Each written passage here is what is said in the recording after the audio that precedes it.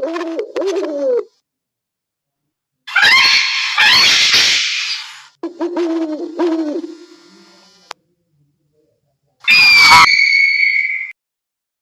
रात का साया। गांव के बाहर एक पुरानी सड़क थी। यहाँ दिन में भी लोग कम ही जाते थे। रात होते ही सड़क जैसे जिंदा हो जाती थी। लोगों की टहनियाँ इस तरह से हिलने लगती, हवा में चिड़ियों की आवाज़ गूंजती। गाँव वाले कहते थे, रास्ते पर मेरी रात का साया घूमता है।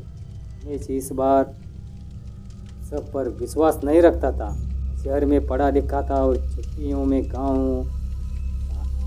एक रात उसके दोस्त ने उसे उसी सड़क चलने की चुनौती दी। मैं सांस पड़ा, तब उनका वह माए। रात को वह अकेला सड़क पर निकल पड़ा। जैसे जैसे वह आगे बढ़ा, बादलों में छिप गया और घना अंधेरा फैल गया। उसे पीछे से किसी कदमों की आवाज़ सुनाई दी। रुका, आज भी रुक गई। पीछे मुड़कर देखा, ही नहीं था। मन ही मन खुद को जाकर आगे बढ़ गया। दम पड़ने के बाद अचानक हवा ठंडी हो गई, क्योंकि छाया जमीन पर अजीब आकृतियां बनाने लगी।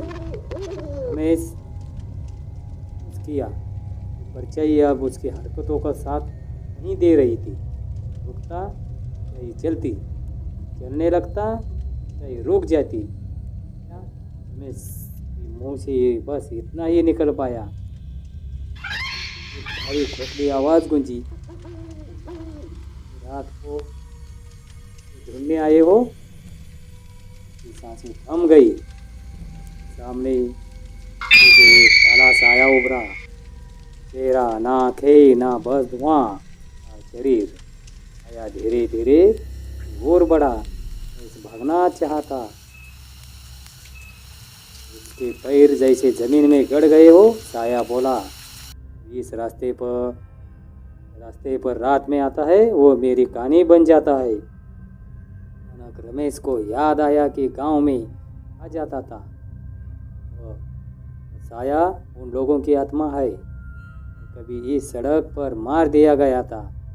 परछाइयाँ ही अब दूसरों को खींच लाती थी। के मारे रमेश ने आंखें बंद कर लिया और भगवान का नाम लेने लगा। दूर से मुर्गे की बांग सुनाई दी। धीरे धीरे से अंधेरा हल्का होने लगा।